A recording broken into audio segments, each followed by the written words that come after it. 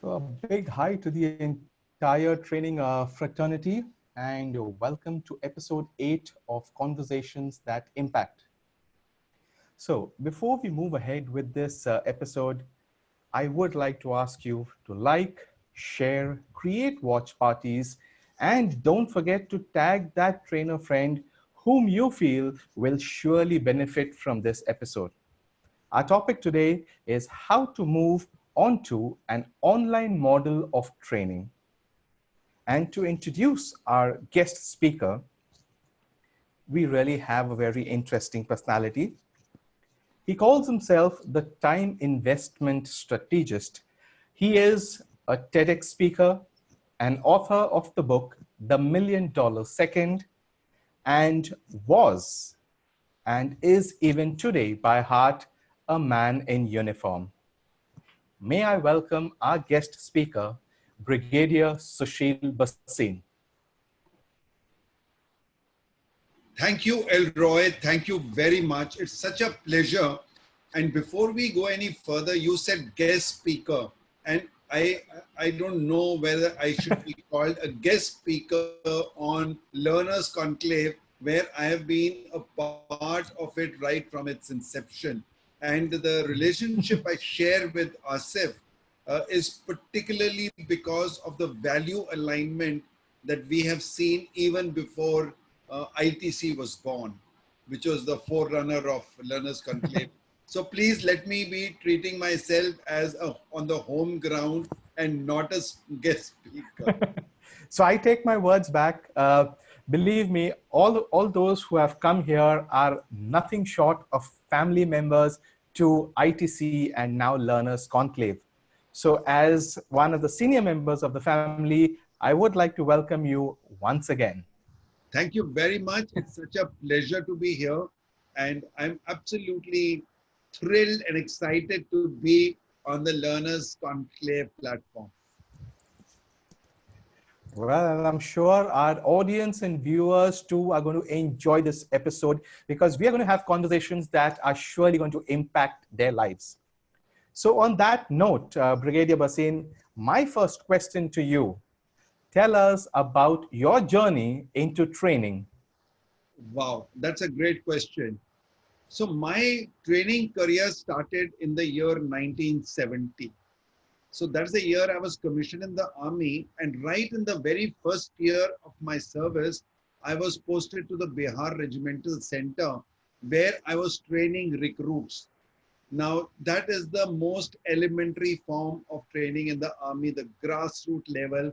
And for those who may not know what a recruit training means, it is primarily the process of converting a villager into a soldier. So I was the weapon training officer and the physical training officer when I was just 19 years of age. Okay, so that's when my training career started. And Roy, about 25 years later, I was in the Army Training Command as a brigadier where we were formulating training doctrine for the Indian Army. So it was from the micro level to the macro level, I saw it all. And in this journey of about 25 to 30 years, let me tell you that I did 3 instructional tenures. I commanded a training establishment in Bangalore where we used to do about 3,000 students a year. And I had an instructor team of 120 instructors. So we don't call trainers, we call them instructors in the army. Mm-hmm. And then I was in, as I said, I was in the Army Training Command. I was also, I was in a very coveted appointment and a very great experience. And that was in the Faculty of Studies in College of Combat, which is now called the Army War College, a world-class institution. So this was my journey in the Army. But somewhere I was so passionate about training and it used to give me so much of excitement and I used to do so much more than what my duty demanded that there was a stage when I realized that I must step out and give this talent of mine and contribute to the corporate world. Let me do it to the entire country instead of only doing to the army. So in 2004, I stepped out of the army to start my own training establishment. So we had uh, three cousins, and we formed a company together called Empower Activity Camps and started doing outbound training at a camp in Kolad. Mm-hmm. I could not have carried on with outbound long because I was 65 and I was having a lot of knee problem and there was a lot of travel involved. So I handed over that company back to my cousins, who are also my partners. And now they run that company and I became independent more into indoor trainings. And then it is 2 years back. So, sorry, in that about uh, about 12 years or 10 years that I was with Empower, and what I was doing was total corporate training, which was basically into leadership and teamwork, mostly in experiential learning and outdoor environment.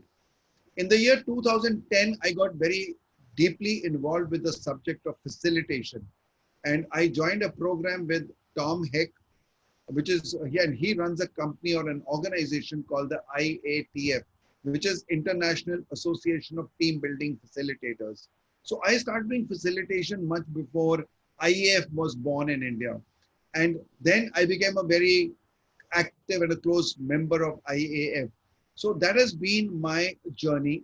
But in the last 2 years, I got to understand that there is something called a speaking industry, and I didn't know that for all these years.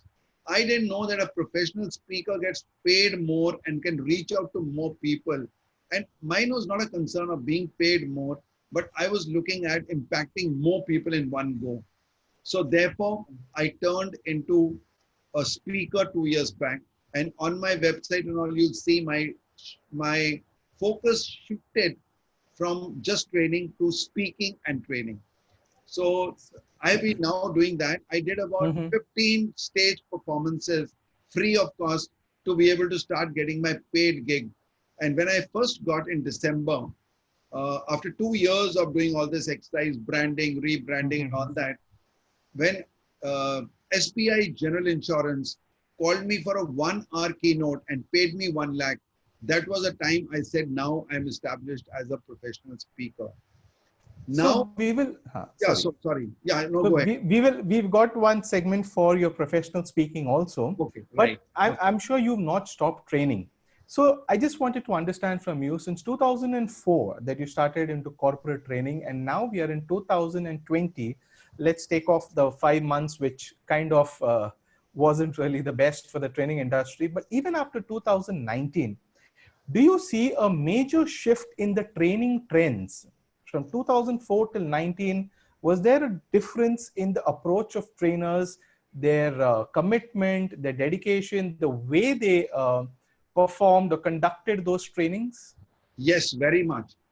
So, when I came out in 2004, I'll tell you that when I used to go to a corporate client for a meeting, the first 15, 20 minutes, half an hour used to go into convincing a person that your company needs training.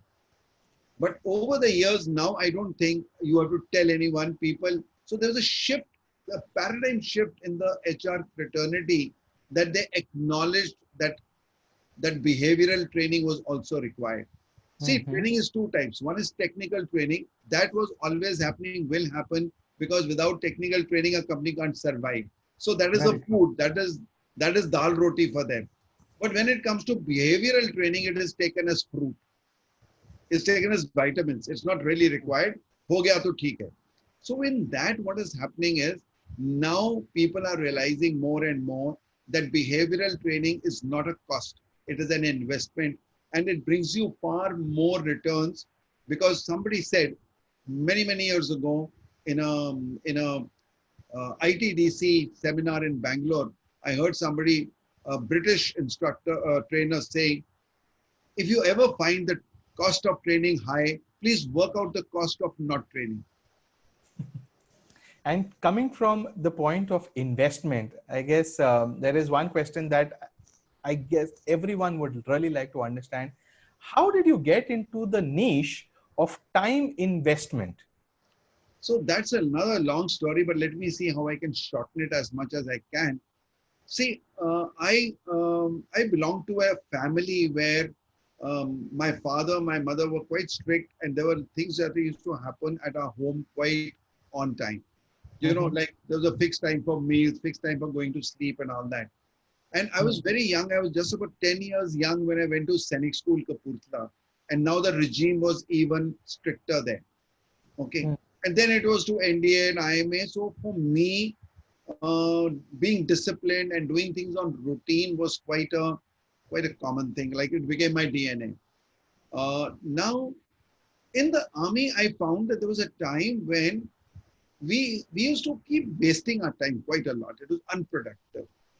And yet we were very busy, very busy. So, we used to have a scribbling pad and used to keep writing. And then one day I went to my CEO and I said, "Sir, it doesn't seem to be working." He said, "Why, what happened?"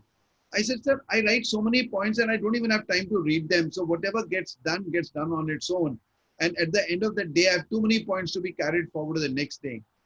So what do I do?" He says, "I don't know, figure it out." And I started working on what can I do to create systems so that my to-do list gets completed on time. And then I created some processes for myself which started working. And when I came into the corporate world and I started doing team building, one of the things that most corporates would ask me in that team building was time management. And I realized that some of the things I used to do in the army were working here also. When it came to prioritizing, when it came to allotting times and things like that. And I had in the army that time we had no Excel sheets. So I used to make a little format of my own and I used to do something called PEG system. I used to do it in the army as a young captain. And today I have been able to devise that into a nice tool, the simplest tool. So people say, most people want complicated tools. There's no software, so they don't like it. But I'm telling you, I do it on an Excel sheet and it's a tool which will make you do a lot of things on time, which which are a solution to many issues that people have when they make to-do lists. Now, when I went further, I found that you're talking about time management. And there is David Allen who came out with the idea of time management in 1940. He's the first person who came out with the idea. And what was the emphasis? The emphasis was totally on efficiency. Do things faster, quicker, smarter, and save time so that you can do more work. And in today's parlance, it is to save time, to do more work and get more stressed. There was no time for emotion. They didn't factor for anything called significance, which Rory Vaden enlightened me when he came out with a TED talk, which is called How to Multiply Time. And he wrote a book called Procrastinate on Purpose. Again, that awakened me up and it quite aligned with what I was thinking. Now a time came where in the army, I realized that precision, that thing, and there's a story I normally tell people, and it's a long story, but I'll tell you that on the objective, like you've now been seeing the Chinese thing happening, and you will understand, when they were face to face, like now Chinese were using those rods with the barbed wire and all Barbed that. wire. But otherwise, normally you go onto the objective, and after whatever devastation has taken place by firepower and all, then you try to clear the objective, means you see that there's no enemy left there.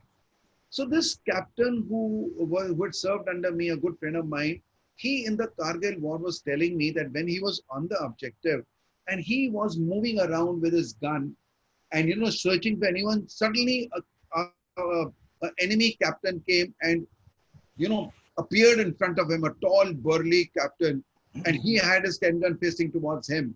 And he said mine was towards him. We were just standing a yard and, 1 meter between the two of us, both having their 10 guns facing each other. He said the thought came to my mind that only one of us can survive now. And that one is the person who's going to press his trigger first. And he said, I'm talking to you for so long, but there was no time to think, no time to ask for advice, no time to analyze. It was time to take action. I pressed the trigger and there he fell on my feet. And he cried out, "Mom!" And he said, I looked down at him and I said, what if he had pressed the trigger half a second earlier? Then I would have been there crying like that. I understood the value of a second. And when I started going deeper into this subject, I started thinking and writing on the value of time. And then this idea of $1 million second came up. $1 million second. That isn't Mhm. that 1 second worth $1 million? Very And true. that is the way. So I am now going deeper because I have a coach and Mm-hmm. who told me that when you want to be an expert, and I'm talking to trainers, and I must tell you this, when you want to get into your niche and your super niche, then what this coach of mine, his name is James Taylor, he says, go 1 inch wide and 1 mile deep. So your niche is when you come down to that 1 inch from that wide front. All this life, I was in a wide front. I was going I was 1 mile wide and 1 inch deep. That I could do team building, and I would do it for corporates. I would do for schools. I'd do for teachers training. I was doing all over. But now I just talk of time. That is my 1 inch. And he says, go 1 mile. He says, I want you to read 10 books on time management, the best 10 books, so that you become an authority on that. Sort of 10, I've already read 4. I've got 2 more lying in my cupboard. Mm-hmm. I do refer to them, but I'm still to read them. And that is the way I got into this subject. And I release a video every Wednesday and Sunday. It is my Time Brigade channel on YouTube. And that is where I am now focusing on this subject. So it's become So, very dear to me. so now the examples that you have shared right now, I've read your book, The $1 million Second, Oh, thank you so and much. it is indeed a quite an eye opener. And so, tell me one thing: what now that you have written the book? I of course wanted to ask you what really inspired you into writing a book. But now that you've been an author to this book, how has this book helped you? Because I'm asking you from the perspective that trainers who actually intend writing books, but then they have this question that just by writing a book, how is it going to help me? So, do you have a take on it as to how a book helps a trainer? So I'll tell you what happens is when you write a book, the first thing it gives you is credibility. Okay. Okay. So by default, even if now some people fake it. Even if you fake a book means you write a book, content doesn't matter. You may have copied it from somewhere or whatever, but you go around and say, I'm an author. Even then, people take you for credibility, but that's short lived. I will strongly recommend trainers not to do that. You must have very strong content if you want to survive in a long term perspective. Now, when you write a book, what happens is, and I'm talking as a trainer, your book will sell your training and your training will sell your book. So, whatever number of books I've sold, and luckily I've had CNBC, you see here, Mhm. CNBC is my publisher. And Yes. that, where is it? Yeah, they're on the top here. Here you'll see Hmm. uh, here on the corner. CNBC helped me promote this book. So it is on the airports, it is in all the good leading bookshops. My first book was only on Amazon, Design Your Life. That was only on Amazon. But this gave me a lot of more coverage. Now, the number of books I've sold on Amazon and in bookstores and on airports is lesser than the number of books I sold in my speaking and training assignments. So when you're on the stage and you take your book with you and you got a few of them in your bag, or you put them up on a table outside and say it's for sale, and you give a little discount that day and say, and sometimes you don't even discount, and you say, when you've spoken on a subject or you've done training on a subject and people like your work, they out of curiosity and out of belief that you know the subject, straight away buy your book and want to get it autographed. Now, I have enjoyed this because I find that I got many more assignments because of the book. I have had at least 10, if not more people I can remember who rang up and said, I read your book. Can you come and train my company on time? That is where the book helps you. So I would Okay. very strongly recommend that get into your expertise and write your book only on your expertise. Don't write on something else. So there should be an alignment. I speak on time, I train on time, I write on time. Then I write articles on time, I write blogs on time, I do videos on time. So all your content should be should be aligned to one direction. And there's Okay. something called repurposing of content.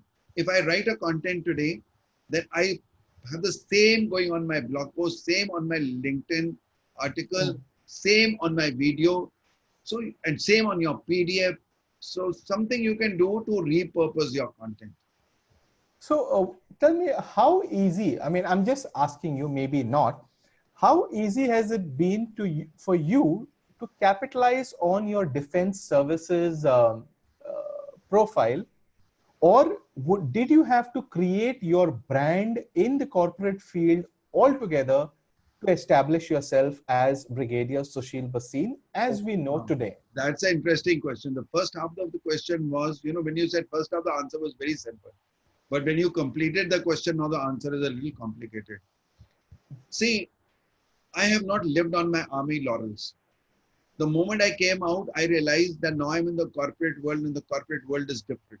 I cannot keep talking about my army all the time. So I went to Tony Robbins, I went to Brian Tracy. I don't know whether you know that this book was endorsed by Brian Tracy. And Yes. that's been a big thing for me because look at what he writes and see where your credibility comes. He says, Sushil has developed a wonderful system of goal setting and time management and will transform your life and uh, can't read properly uh, and double your results. It's awesome. It's amazing. Now, this is what Brian Tracy says, from whom I learned all this. Okay. So I went to the world's best trainers and learned. So first thing I want to tell my trainer friends is you have to invest in yourself. You're not spending money, you're investing. Don't ever have shortcuts on that. Spend money or invest money into updating. My sad thing to say, and I may be wrong, but that's been my 15 years experience. I started doing a program called Train the Super Trainer. I gave immense value, but I'm telling you, the trainers fraternity wants it free. You do a free program, and Asif knows it. We did some free program. You'll have 50 people coming in. You charge a little money, and only 5 will come. That has been a sad part. And I personally feel now that trainers is not my target clientele because they are the ones who are not going to invest money. I feel you must learn how to invest money into yourself. I don't know how many people can imagine and guess the type of money I've spent in my development after I left the army. Elroy, would you like to make a guess? How much? 10, 15 lakhs? It is very close to 30. And 5 Wow. lakhs I just spent last year in becoming a professional speaker. 5 lakhs. I don't hesitate because I can see a return there. Because I know that I get value out of them.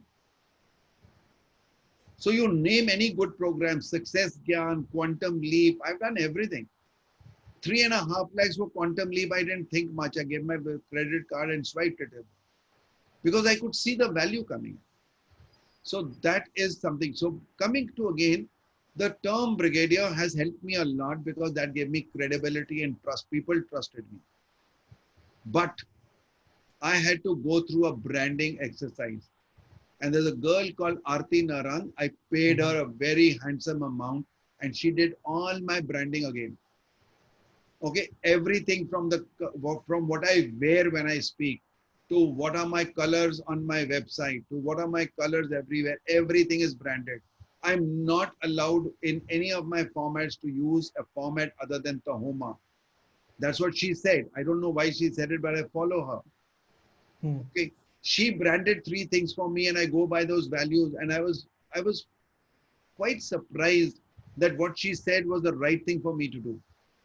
So and branding exercise took time. It took me about 1 year to live that brand. So please guys, go to a brand specialist, get yourself branded. It is required. I had to redo it. Just by saying I'm a brigadier from the army is not good enough. True. So now this being your journey, one question I think so that would actually add a lot of value out here is, whom does Brigadier Sushil Bhasin idolize? Who is his end result or the dream person that you would like to be someday? So the answer would be, I don't really have one person. because Okay. I've learned from a lot, and everyone gives me a different perspective, and I quite value each one of them. But certainly the one, if I were to say the most, one who impacted me the most was Tony Robbins, because I attended his seminar in 2015 when I had just come out of Empower and became independent. Mm-hmm. And I had gone to Singapore and I attended his seminar. There were 6,000 people in that seminar, 6,000. And I mean, how he kept people, 6,000 people, and he got them engaged and engrossed in a manner you can't believe. Do you know that the program started at 9? So a lot of warming up and somebody else came and all that was happening. He Mm. came on the stage at 10 and he left at 1. 3 hours, Elroy, out of 6,000 people, I don't know more than one or two or three maybe, but there was nobody who moved out to the washroom. I know in our programs, after 30, 40 minutes, people get restless and they want a break. There Break. was no break. Mm. And I messaged my wife and said, I've already got my money's worth. It was a 3 days program and it was only the half of the first day. And I Mm. said, I've already got my money's worth in the first half day only. And then when he sold a program called Unleash the Power Within, and I knew it'll cost me at least 3 lakhs, including the travel to Sydney from India. Mm. And I have a very good friend, and I think everyone knows her on Learners Conclave uh, is Namrata Thakkar. So Namrata Thakkar and Zenobia and I, we attended the UPW in Sydney together. Mm. Okay, tremendous power that man gives you. And then I read most of his books. I I watch at least 3 to 4 videos every day as a routine. Okay, and they are, whether it's Tony Robbins, it's Marshall Goldsmith, it is Brian Tracy.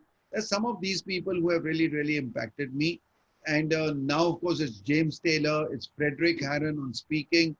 I'm a member of the Asia Professional Speakers Association. Again, last year, see, I became a member of PSCI and now I'm the Mumbai chapter head. And next Sunday, we are doing an online summit, first PSCI chapter to do it. So I would like all of you to Mm. come and join us on the Sunday. It's free. Come and see what speaking world is all about. Okay, coming to PSCI, I went for the first convention in Chennai Mm. last year in 2019 January, and I was a speaker there. So, firstly, I was very happy that I got a stage where Frederick Harron and James Taylor were also there. So I shared a stage with them, and there we got to know that there is Asian Professional Speakers Singapore, a Okay. fantastic organization. I mean, hats off to them. I salute them. They they actually define collaboration. Mm. You'll not see, everyone was having a t-shirt with a hashtag better together. And I'm telling you, every single human being with that t-shirt was was projecting it, was living that. It was such a powerful thing. And I met 20 to 30 of the world's best speakers there. And seeing them on the stage, I know how many notes I made. I thought it'll take me 5 years to reach that level so high. It's so high. And I've been speaking from my childhood. But there's a lot more to refine and learn from all this. So if you are like now, another person who's impacted me hell of a lot is Sam Cawthon. And Sam Cawthon uses a term called proximity is power. Whom do you Mm. surround yourself with? Who are the people you follow? Which are the trainers or which are the coaches you go to? Depends on where you will be. So if you want to be the best, hang around with the best people. Get coached by the best people. Tony Robbins told us something so interesting. He said, I may be the best as far as people say that I'm the best motivational speaker in the world, but I have 5 people who coach me. Mm. Even I need a coach. I have a business coach. I have a finance coach. I have a physical training coach and all that. So today I have about 4 coaches. Satish Purohit is my book coach. He tells me how to write a book. He's such a fantastic guy. And I recommended him to Asif. And now Asif's book is also, he's coaching Asif for the book that he's written. So you need a coach. On your own, my book would have been okay, but he polished it. And he Hmm. told me how to write it. He told me where the gaps were. He told me where a story needed to be interjected. So it makes a lot of difference. Wow. So that was your personal growth story and your journey. Let's now look at the aspect of the theme of today, and that is moving on to the online model of training. So, my first question to you, there is this sudden hype about a digital transformation or a transition. Do you think this is something which is sustainable by the industry? 100%.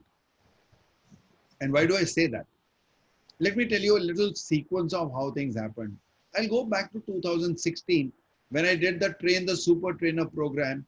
And in that, out of my 9 sessions, one session, complete 8 hours, I used to spend on something called integrated holistic training.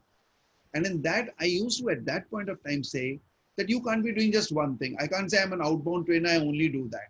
So I must know experiential learning, I must know facilitation. I should be able to use these tools where required. I can't say I will work with a hammer and I'm only working with a hammer. I need a screwdriver, I need a hammer, I need pliers. You may need different tools for different, because trainer is a transformer. So if you're doing transformation, you may not be able to use just one tool. I'm an NLP trainer. If I only do NLP, no, I'll not be able to do my work. So I have to have a lot of tools in my hand, right? So one of the tools I used to say, go online. 2016, I was telling people, go online. In TTST, I told them, I was giving them example of today something that is happening. I said, see, I'm already 65 and I know that I want to be breathing my last on the stage. I always have a dream that I also die like Abdul Kalam on the rostrum. That is, so I said, how will I do it? I've already Hmm. got arthritis. I know how long I'll be able to stand. I know how long I'll be able to do outbound training. And then I used to tell people, I want to prepare myself that I'm sitting in front of my laptop. As long as I can speak, my throat is okay, my brain is still working, then I will only wear a nice shirt on top and I'll wear shorts below and sit in my chapel, sit at home, no flights, no nothing, and I'll work from home. Okay. I didn't know there was something called COVID coming up. I didn't know all that. But right now I am in that position. I am sitting with my shorts in below because that's what I need to do. What has happened is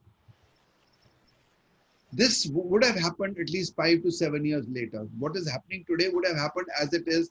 Online training had taken form about 10, 15 years back. It was building up. Online courses became more popular. Machine learning was going on. AI had become very popular. But all what COVID did was it came and pushed us 5 years hence.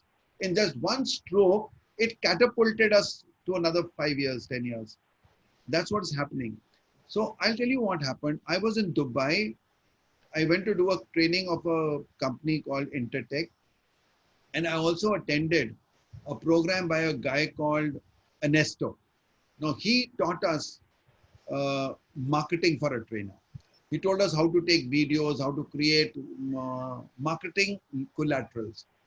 And in that program, somewhere in Dubai, we already saw people were wearing masks, and there was some type of a signal coming up. There's something going wrong, Hmm. but nothing was. We had heard Corona had just appeared, but nobody took it seriously that time.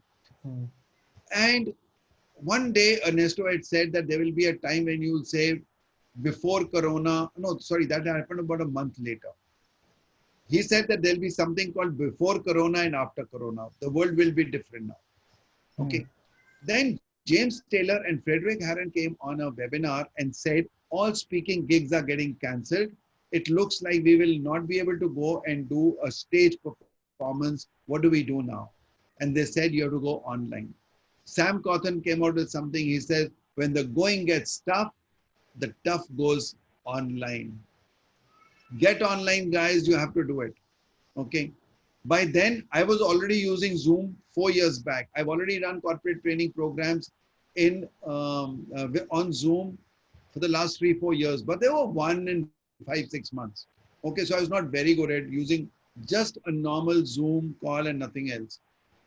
But on now, I am a empaneled speaker with right selection. And I was talking to Gautam on the 16th of March, 16th or 17th, and I told him, I said, Marshall Goldsmith was coming to India in April that had just got cancelled. I said, no, all your speakers are going to get cancelled. What are you going to do? So he said, we have to go online, but I don't know. I've not done it. I said, Gautam, let's go on a webinar this Sunday and talk on disruptive leadership. And I'll talk about the manage your home office. He said, but only 4 days left. Let's do it next Sunday. I said, time is running out. Let me tell you, the webinar we do on Sunday will not be the best webinar, but it will be a timely webinar. We did that. We went ahead. He agreed. We went to Zoom, scheduled the meeting, did everything. And we were all ready to do it on 22nd, which was a Sunday. On Saturday evening, 21st March, the Prime Minister Narendra Modi comes to our rescue and he says, Janta curfew tomorrow. We had the whole country sitting at home with all appointments cancelled and we had a program to offer. We got 350 registrations. My Zoom account only had 100. At 9:30 in the morning and 11:30 was the program, I paid $50 to upgrade my program to 500 people. 350 registrations, but last minute, a lot of people couldn't log in. We had 150 people attend our webinar. That was the first one. And on Tuesday, I'll be doing my 50th webinar in this lockdown. Wow. So it has been a journey. Now, I'll tell you what you said, how sustainable. Very quickly, because I've gone through a lot of research on this. I'm not talking, I'm not guessing. I'm not predicting by guessing, by intuition, or by astrology. I'm going to tell you by hard facts. Number one, it is very clear that till at least September, October, which is very, very optimistic and impractically optimistic that any offline training or speaking can happen. Okay? Quite true. Number one. Now, according to something which Sam Cawthon shared, he said he got a speaking gig. He was booked for March 2021. And then somebody booked him and said, I want to book you for an event in March, and he charges $10,000 an hour. He said, okay, so very good. Thank you. Date fixed, everything done. Fee agreed. But he said, is it virtual or is it face-to-face? And he said that chap started laughing. And he says, how do you expect something to happen face-to-face in March 2021? That is the way the world is going right now. So that is point one, that for quite some time, if you are in a training business and you don't go online, for 1 year you'll have no business. Where will your business land up? Point one. Point two, hotel industry is not going to activate its banquets first. When the hotel industry starts activating, the rooms and the F&B will be the first things to be activated. The reason is that all banquet work is generally outsourced. So they need to have their vendors and this and that, everything happens. And therefore, I've checked it up from at least 3 friends of mine who are owners of hotels, and they say that's right. The banquets and the social distancing will not allow you the workshops in hotels that you were doing so far. People in the companies may do some board, in their boardrooms or in their internal thing, but they will cut short the numbers of people because of social distancing. And you may have, if earlier you did a workshop for 30 people, now you do it for 10, 15. Okay. The companies will have lesser corporate training budget, which always happens after any crisis like this. Any economic crisis, we have known the first thing to be hit is a training budget. So they will not have money to pay you for your normal thing. And the last point is, when I used to tell somebody that why do I have to travel and come to you in Delhi? Let's do something on Zoom. They said, no, face-to-face is better. We'll rather spend that money. Impact zyada hota hai. But today, people have tasted. This COVID, 3 months, everyone has tasted Zoom or tasted webinars. And now they feel that even if it is not as good as the face-to-face thing, look at the costs. They are not only saving the training cost. Firstly, a trainer is normally world over, it is 40 to 50% of the charges that people are charging for online as compared to the offline one. So your training cost will come down to at 50%, 60%, whatever. You're also saving on travel. You're also saving on food. You're also saving Mm. on hotel. And even if you're doing your own company, you're still paying for food. Okay. So all those costs are cut down. So normally, if you ask HR people, they tell me that now they expect that the training cost when they do virtually will come down to about 10 to 20% of what they used to spend earlier, which is a huge saving. Now, when that starts happening, it'll be very rarely that people will be prepared to tell you to come and do an offline training. So then do you actually think that even going ahead, maybe even 1 year down the line, 2 years down the line, as a mode of training, do you think that a rollback would ever be possible? Even if it happens, it'll be a mix. You Okay. see, the world will never become totally digital. The world will never become totally practical. It'll be a digi-pracky world, It'll be a mix of the two. So Okay. there will be a mix. I personally feel, and that's my, again, I said I'm not talking just from my own guessing work. There's very clear evidence that the online training is here to stay forever. And when I realized this, 30 webinars I did free. I was in a very good mood to say that the world needed service. And you want to build credibility. I've always said we want to give value. I did 30 free webinars. Hmm. Then I realized that no, I need to build up a little business. And I said, let me start charging a little.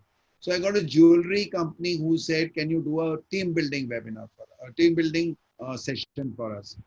And they asked me what cost. And, I put a very minimum cost. I thought it was absolute peanuts. I just wanted to test the market. So I said, I'll charge you 500 rupees per head for a session of 2 hours. Okay. And I said, but I want minimum 20. So that means 10,000 is the minimum I will Hmm. take, even if you have lesser than 20 people. And sorry, I had actually said 800 rupees, but if you do 3 sessions, I'll charge you 500. So Hmm. they paid 800 and took one session to first test it out. Okay. What happened in that team building was that I did activities. I did a lot of things. I was talking to you earlier sometimes. There was a fly high activity. I did that. I made people do lots of things where there was motion involved. There were people who were moving around in their houses. I said, you can take the help of your brothers, sisters, or somebody taking that help. We created activities, energizers, all that online. When they saw the effect of it, and they saw the team bonding happening, they took 3 sessions. And then they took another three and another three. And I've done 12 sessions for that company. And even at that 450 rupees, I had a billing of 2.5 lakhs with them. So in lockdown, to get 2.5 lakhs from one company for 12 sessions was not bad. So, Now, so I just wanted to say one more thing.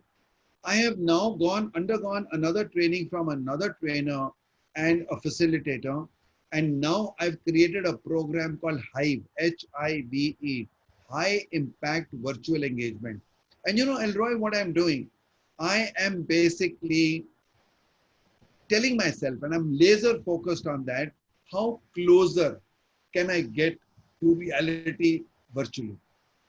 On my laptop, hmm. when I went to a room and I did a lot of, and people know me to be a very energetic, passionate trainer, and I would make people jump and clap and all that. And now I used to get a vibration and people used to be laughing and you could see their smiles, you could see everything.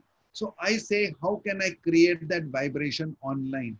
And let me tell you, I have reached almost 70 to 80% of that same vibration. I get that feeling. When I see people laughing, when I see them on their Hmm. videos, because I only use Zoom because others don't give me that 25 people on a screen that I can see them on videos. Hmm. So when I tell them, okay, Elroy, you're smiling or something, and he said, oh, he's talking to me. So we get that personal touch. I've learned Inclusion. how to look into the camera and not look at you. Now I'm looking at you, but now Hmm. I'm looking at the camera. So you will get a feeling I'm looking at you only when I'm doing this. But when I do this, when I'm looking into your eyes, now you'll not see me looking at you. So learned all this. So I call them, there's a complete 1 hour session I do on virtual graces.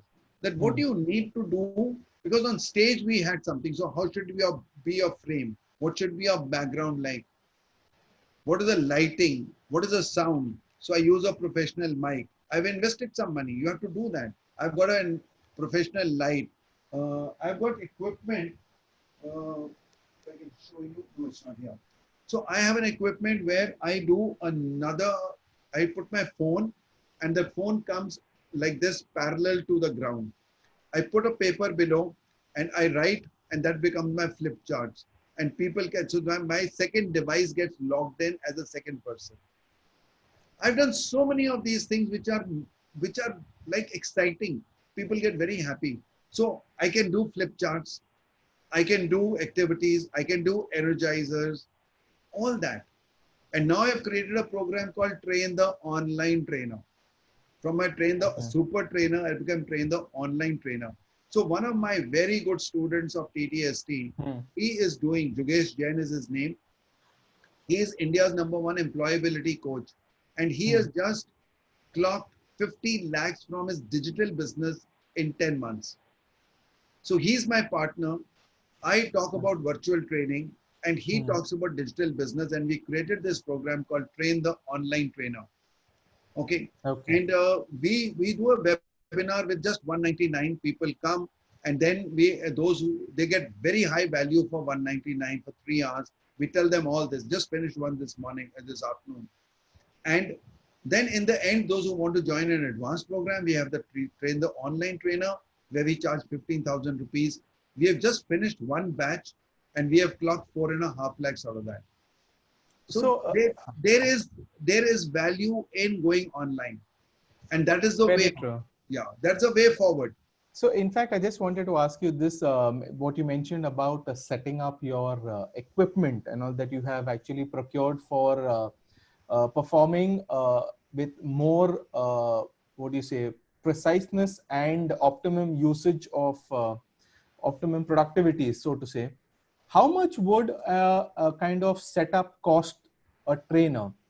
A decently good setup may not be the best, but an average cost for a trainer to set up at home. So if you just go with a good mic, and then if you don't want to use, this is a professional mic which I use for podcasting, Okay. because now, you see, earlier for about 4 weeks we thought that now recordings can't be done, and I'm doing a podcast on Spotify.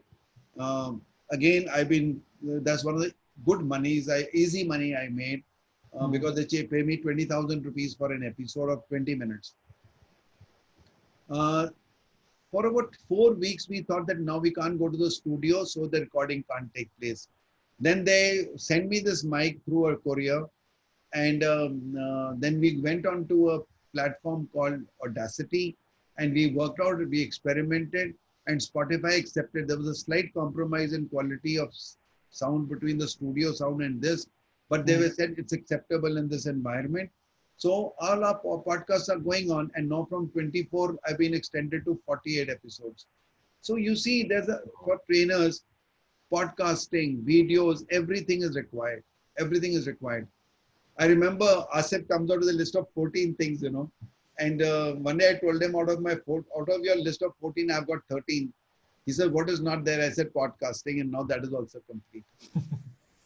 So actually going back to the kind of setup cost at Yeah. home, because So, okay. So if I get back to a normal mic, I don't spend. So this mic costs about 9,000 rupees, which is not too much. Uh, okay. but I've got another mic like this one is just about 400 rupees. But even this Mhm. helps. Okay, I've got a smaller headphone which cost me about 3,000 rupees. That was there earlier. I've been using it, but this is much better. Okay, Hmm. I've got a ring light which just cost about 1,000 bucks. So if you see minimum, which makes it decent, is I think about anything between 10 to 15,000 rupees. That should be enough to take care of your basics. But then as you go advanced and you want to do more and more sophisticated stuff, then there's no limit. There's no limit. Okay. So, suppose you had to give three pieces of advice to those people who are on the other side of the fence. When I say other side, it's those who have not transitioned onto the online mode. What would be your three pieces of advice to them? How should they move ahead? Yeah, so one thing of course is the simple thing, go online. It's just a bit of practice. It is now this 32 people in our TTOT, which is just finished yesterday. Every one of them, each one of them has already made about 10 videos, very good to be made on the YouTube, where at least 18 of them to begin with said we are very scared, we don't want to do videos, we have never done them. It's a matter of just getting used to it, practice, and get into. So one is go online. Second is get 5, 6 friends of yours and collaborate with them and become a group where you practice with each other. Okay, Hmm. that'll give you a lot of confidence. They'll give you feedback. So like Sam Cawthon said that day, that if you want to create a niche, you want to create content, just don't sit down and say, I'll get content, I'll get my niche. No, you release the content, get a feedback, refine, release it again, get feedback, refine till you get your content right. The another thing that I want to tell all my trainer friends is just rebrand yourself. So if you want, I'll share with you that just about 3 weeks back, I've got my one pager, which was, talking about my photographs on the stage as a speaker I'm talking about. But today I've got a new one pager, which has my photograph only of Zoom photographs, and it is a virtual trainer now. Okay. If you go to my LinkedIn, it says webinar presenter. You'll have to uh, As per the times. recalibrate yourself. Hmm. Okay, so I would say go online, create a little group of yours to help you out, get into a community where people help each other, rebrand yourself, and get off your digital mindset and make sure that you know that this is the way forward. So, coming from this point of being part of a community and all that, how important has affiliation to different groups been to you in your journey? 100%. I'm a member of Speakers Tribe. What a beautiful community. PSCI, what a beautiful community. Learners Conclave, what a beautiful activity.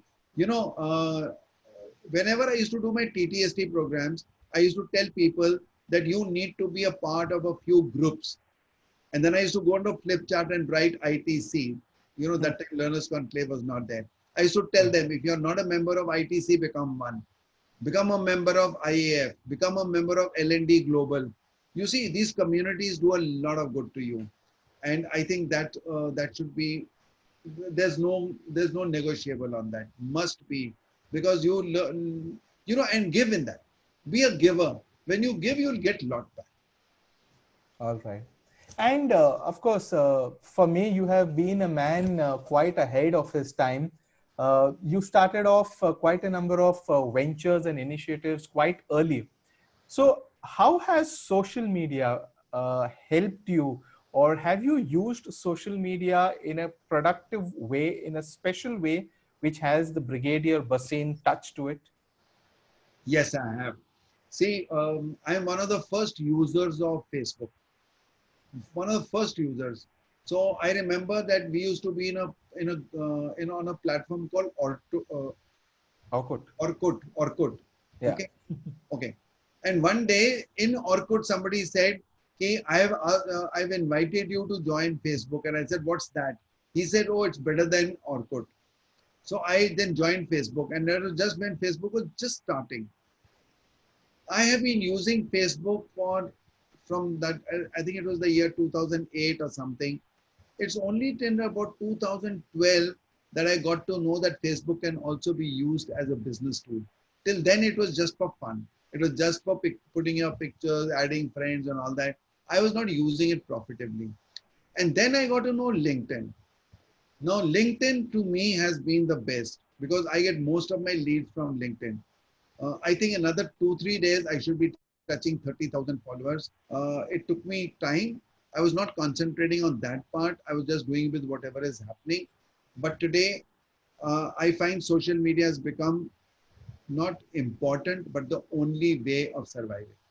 If you are not on social media, then you are winking at a girl in the dark. Only you know that you are winking. She never sees it.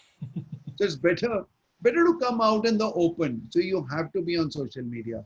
Another thing I'll tell my friends is, if you are a trainer, you need to do a lot of work on your content.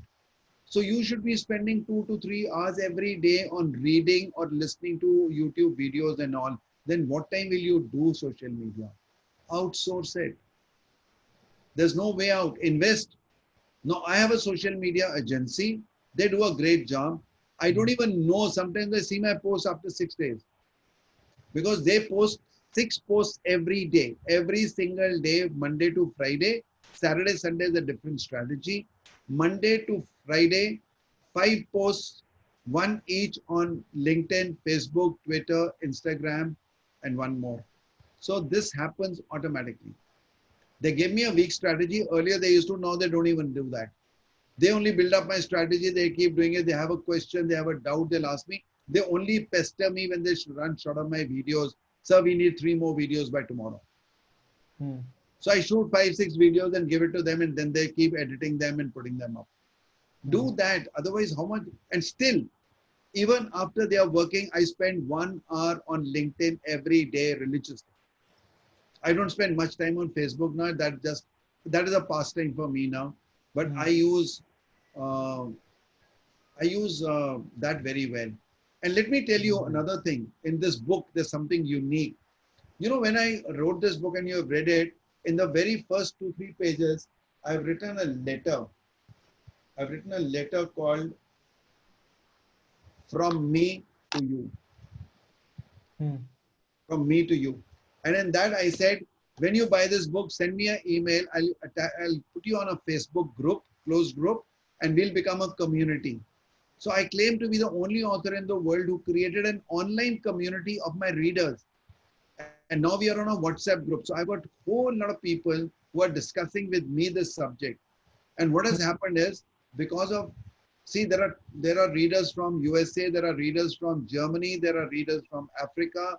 They are all interacting with each other. So I created a community where people are talking about time investment strategies with each other. It's a beautiful way of doing it.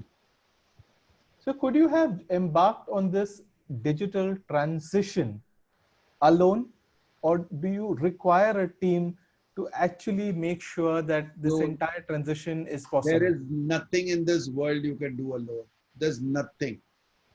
I can't exist alone. I need somebody to give me milk. I need somebody to give me my newspaper. We need people around us.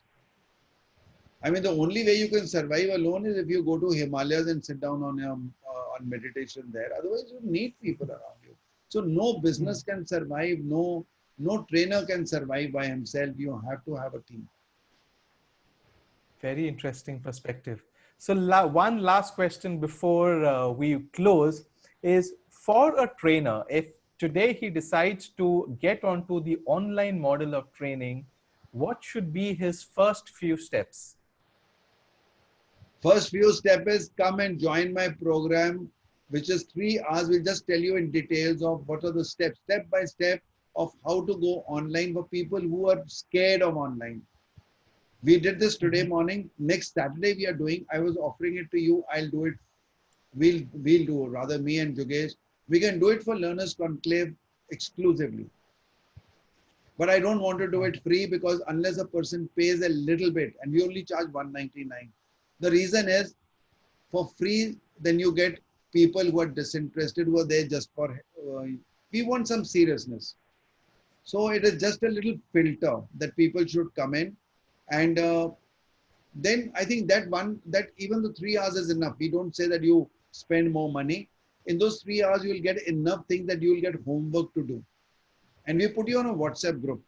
And so Learners Conclave itself has a WhatsApp group of its own. So we keep adding value in that every day. And what about someone, if he doesn't want to join this program, still what So could we tell then you him have to as to? figure out, your own ways. And I feel what you should do is, um, what should I say? Yeah, start doing webinars, start watching, watch at least a few webinars every day. Try to notice what others are doing. Attend as many free webinars as you can and make your notes. And then, as I said, that's the first step is get 5, 6 people who are similar with you, who are also facing those challenges. I said, let's get together and let's do a little Zoom call. So I've been doing that with my PSCI friends. People said, sir, Zoom sikha do. I said, okay, all those who want to learn Zoom, come tomorrow. I'll spend half an hour with you. So I used to get them and then I used to now practice.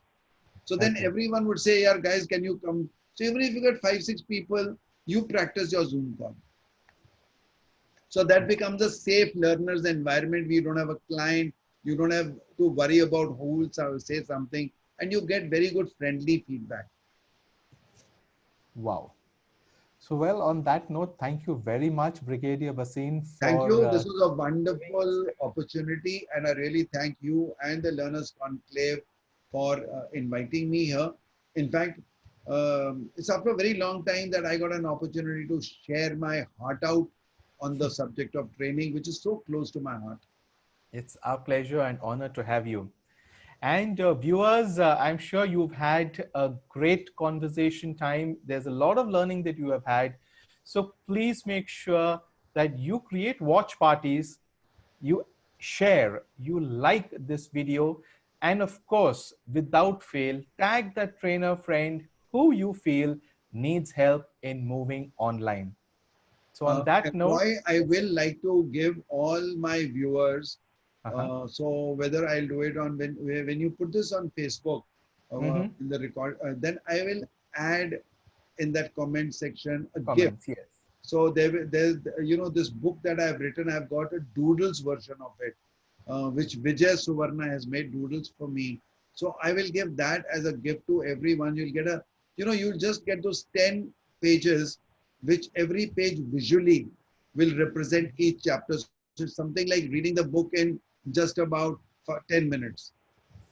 So I'll Wow. like to give that as a gift to all my viewer friends of Learners Conclave. Thank you very much. This is one more aspect of the ever giving Brigadier Sushil Bhasin. And fortunate for us, the lady that he mentioned, Vijay Suvarna, well, we are going to have her for this season finale. So, in the next week, on coming Saturday, is when you will have Vijay Suvarna. So, you are going to get to know her much better in the coming week. On She's this, amazing, amazing lady. When I talk about time investment, I haven't found, I won't say a lady, but I haven't found a human being who can do as many things as she does in 24 hours. very true. So it's going to be a very interesting conversation that we're going to have in the coming Saturday. So on this note, thank you very much, Brigadier Bhasin. We hope to have many more sessions of yours. And please, whenever possible, please do let us know how we could help trainers move onto the online bandwagon. Sure. Thank you I'm very much. always in support, always in support. Let me know how I can help Learners Conclave move forward because we have that alignment. Sure. Thank you very much. All right. Good Thank, night. thank you. Good night.